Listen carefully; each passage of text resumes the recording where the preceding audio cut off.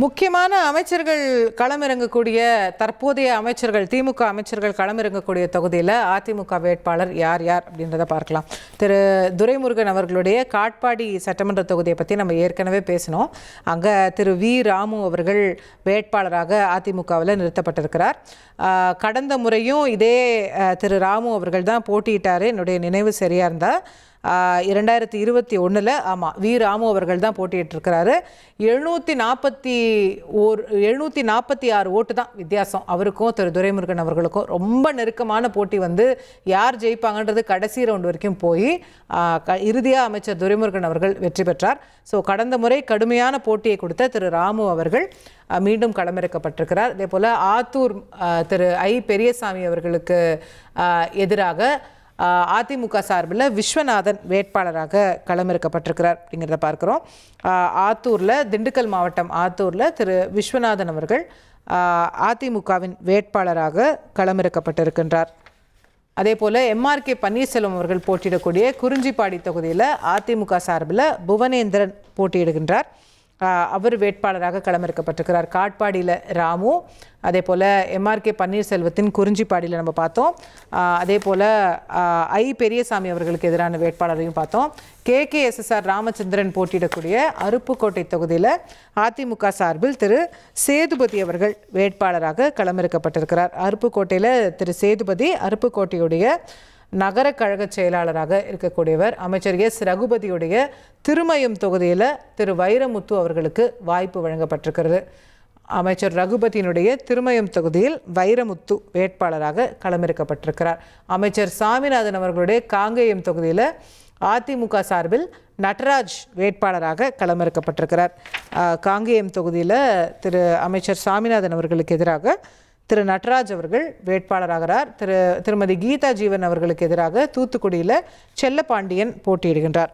தூத்துக்குடியில் கீதா ஜீவன் அவர்களுக்கு எதிராக செல்லப்பாண்டியன் களமிறக்கப்பட்டிருக்கிறார் அப்படிங்கிறத பார்க்குறோம். நம்முடைய செய்தியாளர் தாய்மானவன் கூடுதல் விவரங்களோடு இணைகின்றார்.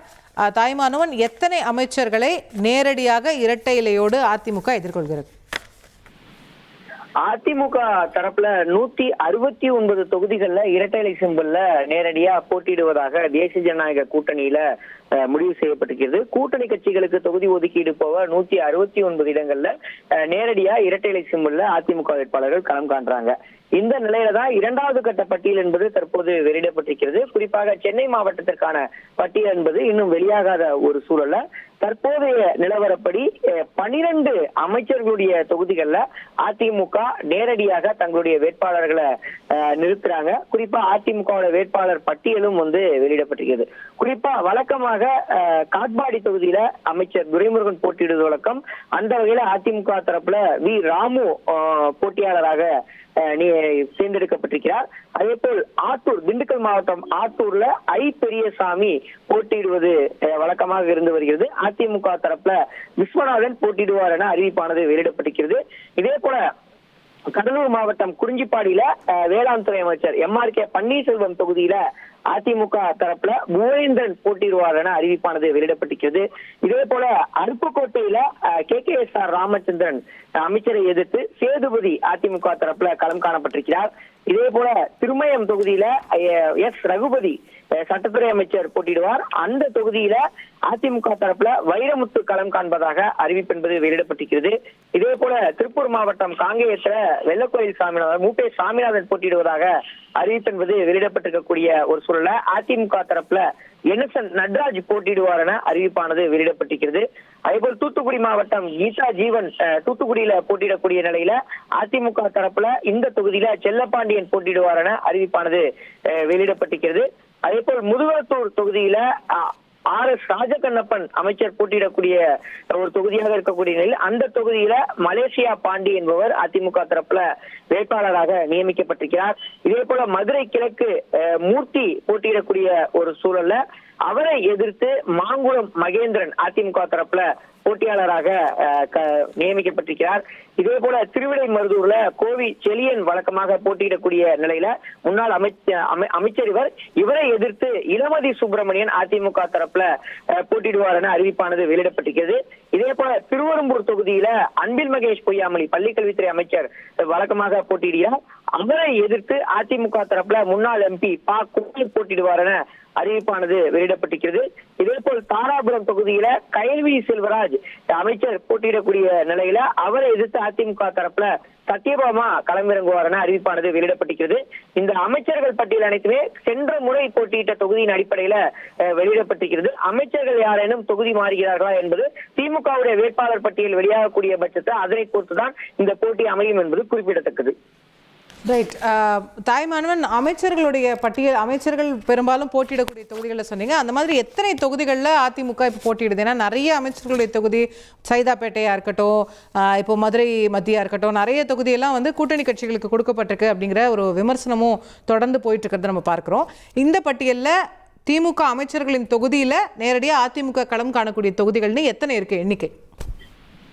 கிட்டத்தட்ட 20 அமைச்சர்கள் அடங்கிய தொகுதிகள்ல அதிமுக நேரடியா களம் காணுவதை நம்மால நேரடியா பார்க்க முடியுது. ஏற்கனவே 169 தொகுதிகளுக்கான அந்த பட்டியல் என்பது வெளியிடப்பட்டிருக்கிறது. 169 தொகுதியில அதிமுக நேரடியா களம் காண்றாங்க.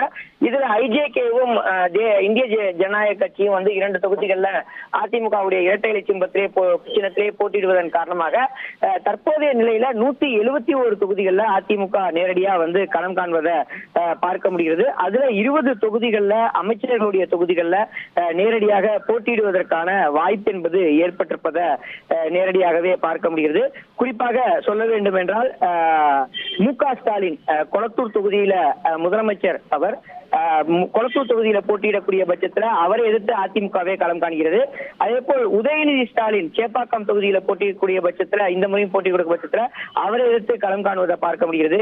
அதே போல் துரைமுருகன் காட்பாடி, பெரியசாமி ஆத்தூர், MRK பன்னீர்செல்வம் குறிஞ்சிப்பாடி, KKSR ராமச்சந்திரன் அருப்புக்கோட்டை, தங்கம் தென்னரசு திருச்சுழி, தாமோ அன்பரசன் ஆலந்தூர், மூப்பே சாமிநாதன் காங்கேயம், கீதா ஜீவன் தூத்துக்குடி, RS ராஜகண்ணப்பன் முதுகுளத்தூர், P. மூர்த்தி மதுரை கிழக்கு, சேகர் பாபு துறைமுகம், கோவி செலியன் திருவிடைமருதூர், பழனிவேல் தியாகராஜன் மதுரை மத்தி. இந்த மதுரை மத்தியை பொறுத்த மட்டும் பார்த்தோம் என்றால் புதிய நீதி கட்சிக்கு அதிமுக தரப்புல ஒதுக்கீடு செய்வதாக அறிவிப்பு என்பது வெளியிடப்பட்டிருக்கிறது. புதிய நீதி கட்சிக்கு தேசிய ஜனநாயக கூட்டணியில 2 தொகுதிகள் ஒதுக்கீடு செய்யப்படுகிறது. ஒரு தொகுதி அதிமுக சார்பாக உள் ஒதுக்கீடாக ஒதுக்கீடு செய்யப்படுகிறது. மற்றொன்று தொகுதி என்பது பாஜகவுக்கு ஒதுக்கீடு செய்யப்படக்கூடிய 27 தொகுதிகள்ல ஒரு தொகுதி என்பது ஒதுக்கீடு செய்யப்பட இருப்பதாக புதிய நீதி கட்சியினுடைய தலைவர் ஏசி சண்முகம் தெரிவித்திருந்தார். அதுல அதிமுக தரப்புல மதுரை மத்திய ஒதுக்கீடு செய்யப்படக்கூடிய ஒரு சூழல்ல அந்த தொகுதியில இரட்டை இலை சின்னத்திலேயே அவர் களம் காண்பார் எனவும், பாஜக தரப்புல ஒதுக்கீடு செய்யப்படக்கூடிய தொகுதிகளில் அவர் தாமரை சின்னத்துல போட்டியிடுவார் எனவும் தகவல் என்பது வெளியிடப்பட்டிருக்கிறது. அப்படி இருக்கக்கூடிய பட்சத்துல இந்த தொகுதியும் இரட்டை இலையே நேரடியாக போட்டியிடுவதாக தான் கருத வேண்டிய ஒரு சூழல் இருக்கிறது. இவை தவிர்த்து திருவெரும்பூர் அன்பில் மகேஷ், ஆலங்குடி மெய்யநாதன், திட்டக்குடி CV கணேசன், தாராபுரம் கயல்விழி செல்வராஜ், அதே போல திருமயம் ரகுபதி ஆகியோருடைய தொகுதியில நேரடியாக அதிமுகவே களம் காண்பதற்கு அதிக வாய்ப்பு இருப்பதாக அறிவிப்பானது வெளியிடப்பட்டிருக்கிறது. 20 தொகுதிகள்ல அமைச்சர்களுடைய பட்டியலை பேஸ் பண்ணி அதிமுக நேரடியாக களம் காண்பது குறிப்பிடத்தக்கது. ரைட். நன்றி தாயுமானவன், உங்கள் கூடுதல் தகவல்களுக்கு. திராவிட முன்னேற்ற கழகத்தினுடைய அமைச்சர்கள் களமிறங்கக்கூடிய தொகுதிகள் கிட்டத்தட்ட 20 தொகுதிகள், அதுக்கும் சற்று அதிகமாக அதிமுகவினுடைய இரட்டை இலை சின்னத்தில் நேரடியாக வேட்பாளர்கள் களமிறக்கப்பட்டிருக்கிறார்கள். கூட்டணி கட்சிகளுக்கும் கூட கணிசமாக அமைச்சர்களுடைய தொகுதிகள் ஒதுக்கப்பட்டிருக்கிறது அப்படிங்கிறத ஒரு விமர்சன பார்வையாகவும் ஒரு சர்ச்சையாகவும் ஓடிக்கொண்டிருந்த நிலையில் அதிமுகவும் 20 அமைச்சர்கள் கிட்ட நேரடியாக எதிர்கொள்கிறாங்க அப்படிங்கிறத பார்க்குறோம். அஃப்கோர்ஸ் இதில் வந்து ஜூனியர் அமைச்சர், சீனியர் அமைச்சர், நீண்ட காலமாக வெற்றி பெறக்கூடியவர் அப்படிங்கிற கணக்கு எல்லாமே வரும், எல்லாமே பேசப்படும். பட் நம்முடைய செய்தியாளரும் குறிப்பிட்டு சொன்னது போல் முதலமைச்சருடைய குளத்தூர் தொகுதியிலையும் இரட்டையில் தான் உதயசூரியன், அதே போல் நம்முடைய திரு உதயநிதி ஸ்டாலின் அவர்கள் போட்டியிடக்கூடிய துணை முதல்வருடைய சேப்பாக்கம் தொகுதியிலையும் இரட்டையில் தான் அப்படிங்கிறத பார்க்குறோம். அதை தவிர 20 அமைச்சர்களுக்கு உண்டான தொகுதிகளில் அதிமுக நேரடியாக போட்டியிடுறதை பார்க்குறோம். இனி செல்லும் இடமெல்லாம் செய்தி. தந்தை டிவியின் வாட்ஸ்அப் சேனலை ஃபாலோ பண்ணினா செல்ல இருக்கும் இடமெல்லாம் செய்தி. இதோ QR கோட் இப்பவே ஸ்கேன் பண்ணுங்க, ஃபாலோ பண்ணுங்க.